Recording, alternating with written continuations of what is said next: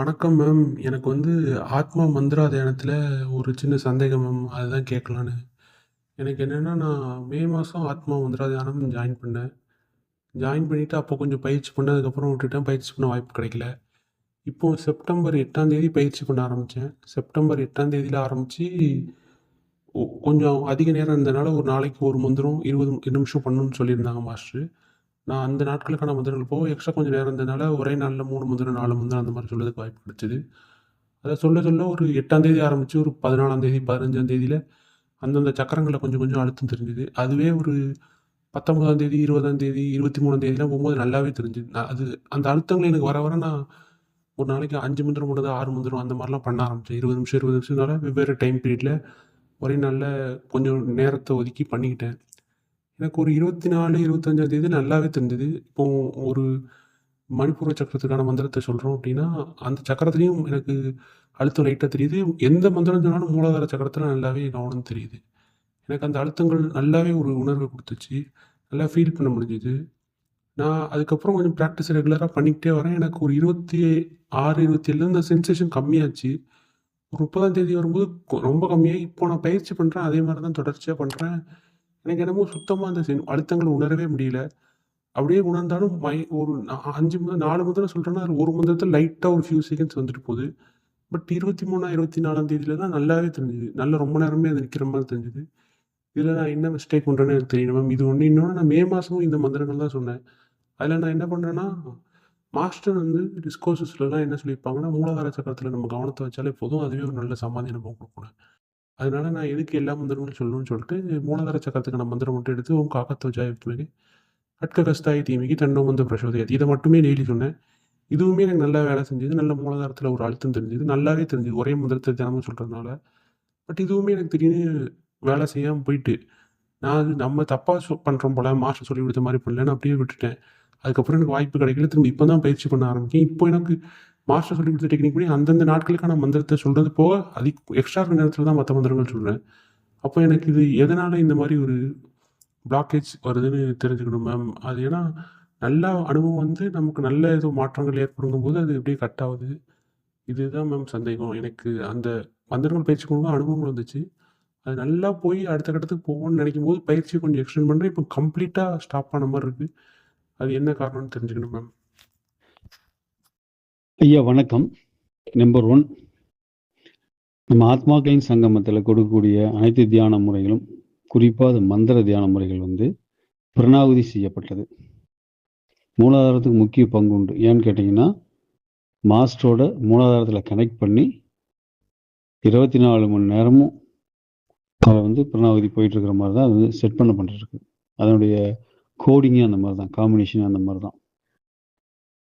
So அதுக்குன்னு ஒரு சில ரூல்ஸ் அண்ட் ரெகுலேஷன் இருக்குதுன்னா, அந்த ரூல்ஸ் அண்ட் ரெகுலேஷனை தான் நம்ம ஃபாலோ பண்ணணும். அதை மீறி நம்ம ஏதாவது செஞ்ச ஆரம்பிச்சுட்டு அது நல்லா இருக்குன்ட்டு அது ஃபெயிலியர் ஆகிட்டுன்னா ஒம்பு தான். உதாரணத்துக்கு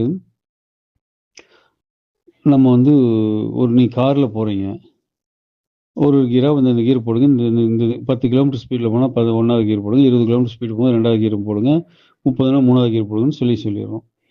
ஓகே போட்டோம், நல்லா போச்சு, கார் ஸ்மூத்தாக போச்சு, நல்லா இருக்குது. 5வது கீரில் போயிட்டு இருக்கிறீங்க, 50 கிலோமீட்டர் ஸ்பீடுக்கு மேலே போகிறீங்க, 60, 80, 100, 120 போகிறீங்க, அப்போ 5வது கீரில் போயிட்டு இருக்கிறீங்க. அப்புறம் நான் கார் ஸ்மூத்தாக போயிட்டு சும்மா தானே இருக்கும், காலுக்கு கேஜிக்கு வேலை இல்லை, கீர் போடுற வேலை, கிளர்ச்சிக்கு வேலை இல்லை, பைபாஸில் போகிறீங்க, எக்ஸலேட்டர் தான் கொடுத்துட்டோம், நீங்கள் பாட்டு கம்முன்னு போயிட்டு இருக்கிறீங்க.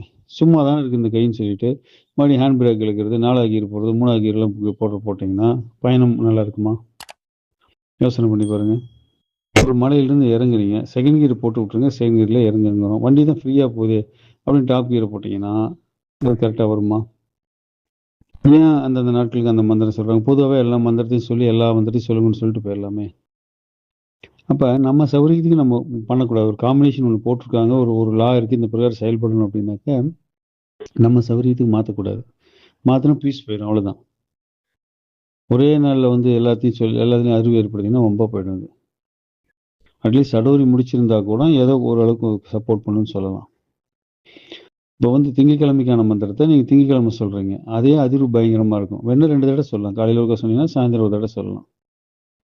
இல்லை உங்களோட ஆறாவோட டென்சிட்டி ஒரு 4 கிலோமீட்டர் 5 கிலோமீட்டருக்கு மேலே நீங்கள் வச்சுருக்கிறீங்கன்னா கூட ஒரு நாளைக்கு அதே ஒரு மந்திரத்தையே நீங்கள் காலையில் ஒருக்கா சொன்னீங்கன்னா மத்தியானம் ஒருக்கா சாயந்தரம் ஒருக்கா ஒரு நாளைக்கு 3 தடவையோ 4 தடவையோ 5 தடவை கூட சொல்லலாம். அதே ஆபத்தான எனர்ஜி அதிகமாகிடும். அந்த சேனல்கள் வந்து அவ்வளோ எனர்ஜி தாங்குமாங்கிறது டவுட் இருக்கும். அதை விட்டுட்டு ஒரே நாளில் நான் திங்கக்கிழமை மந்திரம், செவ்வாய்க்கிழமை மந்திரம், புதன்கிழமை மந்திரம், வியாழக்கிழமை எல்லாத்தையுமே நான் திங்கக்கிழமையே செய்வேன்னா அப்போ பிடிங்கிட்டு போகாமல் என்ன பண்ணும்? திரும்ப ரெக்கவர் பண்ணுறது சிரமப்படும். பிடிங்கிட்டு போகிறதோட மட்டும் இல்லை, சைடு எஃபெக்ட்ஸ் வரும்.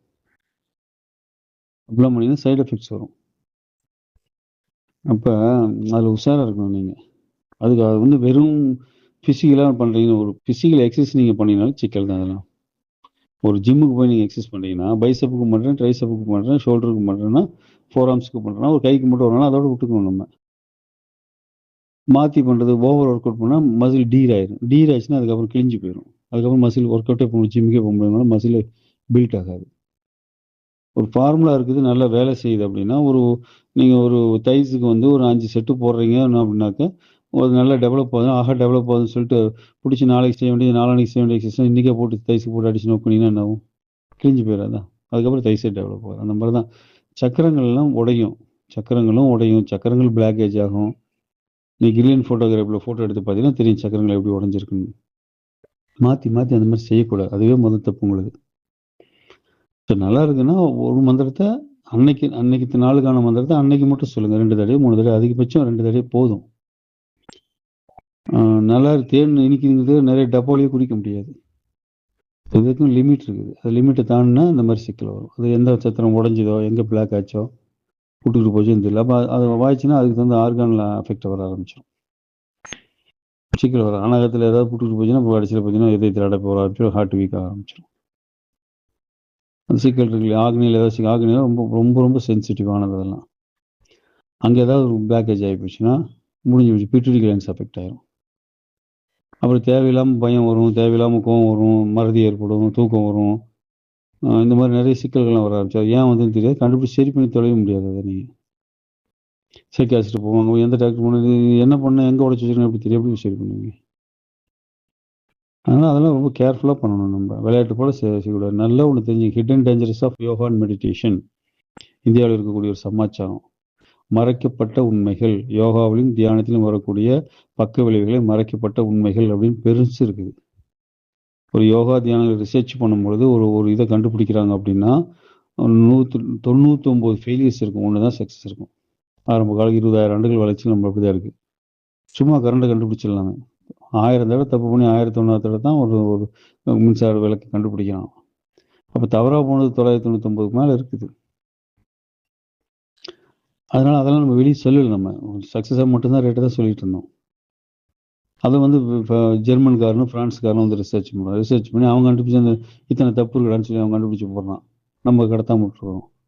ஸோ யோகா மெடிடேஷன் பண்ணும்போது நீங்கள் ஒரு யோகாசனமோ, ஒரு பிராணாயாமமோ, ஒரு வாசியோ, ஒரு தியானமோ பயிற்சி பண்ணும்போது அதில் தப்பாக பண்ணிங்கன்னா கடுமையான சைடு எஃபெக்ட்ஸ் இருக்கும்.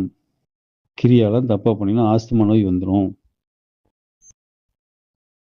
சுதர்சன் கிரியாலாம் தப்பாக பண்ணி ஆஸ்துமா நோய் வீசிங் வந்து ஏகப்பட்ட பேர் இருக்கிறாங்க. பிராணாயாமம் தப்பு பண்ணால் ஏகப்பட்ட சிக்கல் வந்துடும். அது பண்ணாமே இருக்கலாம்.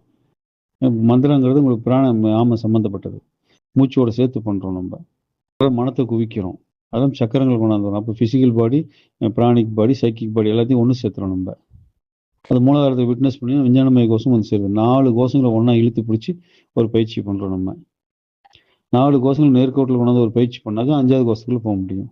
அப்போ அது கரெக்டாக வழிமுறை பேர் பண்ணணும். நம்ம முன்னோர்கள் இருக்காங்க, சரி நமக்கு சொல்லி கொடுத்துட்டு போயிருக்கிறாங்க. ஏன்னா தவறுகள்லாம் உங்களுக்கு தெரியும், தவறு பண்ணி பக்க விளைவுகளை அனுபவிச்சுட்டு சரியான வழியை சொல்லிட்டு போயிருக்காங்க. தவறுகளை சொன்னால் இவன் செஞ்சு ப்ராக்டிஸ் பண்ணி தொலைச்சு என்ன அவங்களுக்காக மறைச்சாங்களா என்னங்கிறது தெரியல. நாளடைவில் அந்த தவறுகளை சொல்லாமல் ரைட்டானது மட்டும் நமக்கு சொன்னாங்க. சோறு தின்னு பார்க்குறாங்க, கல் இருக்குது மண் இருக்குன்னா கல்லெல்லாம் பொறுக்கிட்டு நல்ல சோறு மட்டும் இதை மட்டும் சென்றான்னு சொல்லிட்டாங்க. இதில் கல் இருக்குது மண் இருக்குது திங்க வேண்டாம்னு அவங்க சொல்லலை. இப்போ நம்ம பரிசோதனைகள் பேரில் ஏதாவது பண்ணணும்னா நம்ம போய் மாட்டிக்குவோம். ஏன்னா நமக்கு முன்னாடி எல்லாம் பண்ணி பார்த்துட்டாங்க. அதனால இப்போ இருக்கிற உங்கள் சுச்சுவேஷனுக்கு நீங்கள் எதுவுமே பண்ணாமல் விடுறது பெட்டர். 48 நாளைக்கு எந்த பயிற்சியும் பண்ணாதீங்க, விடுங்க, எல்லாம் செட்டில் ஆகட்டும்.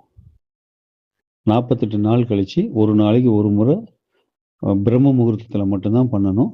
ஒரு முறை மட்டும் அந்த மந்திரத்தை சொல்லணும். அந்த மாதிரி அடுத்த 48 நாளைக்கு நீங்கள் சொல்லுங்கள், இல்லை 21 நாளைக்கு சொல்லுங்கள். சொன்னால் தான் உங்களுடைய பொசிஷன் என்னன்னே தெரியும். அதுக்குள்ளே ஏதாவது சைடு எஃபெக்ட்ஸ் வருதான்னு பாருங்கள். கண் பார்வை மங்கலாம், ஒத்த தலைவலி வரலாம், வயிற்று வலி வரலாம், ஒரு சிலருக்கு சக்கரை நோய் கூட வந்துடும். ஏன்னா கணையம் அஃபெக்ட் ஆயிரும். பேங்க்ரேஸ் பீட்டா செல்ஸ் ஏதாவது அஃபெக்ட் ஆகி தொலைச்சுன்னா உங்களுக்கு இன்சுலின் சுரக்கலாம் முடிஞ்சு போச்சு. விந்து நீர்த்து போகலாம், ஆண்குறி எந்திரிக்காமல் போகலாம், நிறைய சிக்கல்கள் வரலாம் அதில். இப்படி ஏதாவது சைடு எஃபெக்ட்ஸ் ஆகுதான்னு பாருங்கள். அப்படின்னா ஒரு தடவை வந்து சடோரி தான் இதுக்கு தீர்வு. உங்களுக்கு சடோரி அட்டன் பண்ணி ஃபுல்லாக ரெஃப்ரெஷ் பண்ணி விட்ருங்க. ரெஃப்ரெஷ் பண்ணி விட்டுட்டு மந்திரம் செய்ய வேண்டியதில்லை. நீங்கள் சடோரி அட்டன் பண்ணிட்டீங்கன்னா 2 இயர்ஸ்க்கு. இல்லை வாய்ப்பில்லை, நேரில் வர வாய்ப்பு இல்லைன்னா அந்த மாதிரி விடுங்க. 48 நாள் கம்முன்னு இருங்க. அப்புறமா ஒரு 48 நாளைக்கு ஒரு நாளைக்கு அன்னைக்கான மந்திரத்தை மட்டும் சொல்லுங்கள். பிரம்ம முகூர்த்தத்தை சொல்லுங்கள். அப்படி சொல்லிட்டீங்கன்னா ரெக்கவர் ஆகிறதுக்கான வாய்ப்பு இருக்குது. அப்போ ஆராய்ச்சி பண்ணுங்கள். ரெக்கவர் ஆகி எப்படி வந்துருச்சா, அறிவுகள் வந்துருச்சான்னு பாருங்கள். இல்லை ஏதாவது பக்க விளைவுகள் வருதான்னு பாருங்கள். அப்படி இருந்துச்சுன்னா ஆட்டோமேட்டிக்காக கம்முன்னு சடோரி அட்டன் பண்ணிடுங்க. வேறு தீர்வு இல்லை அதுக்கு. என்ன புண்ணியம் செய்தேனோ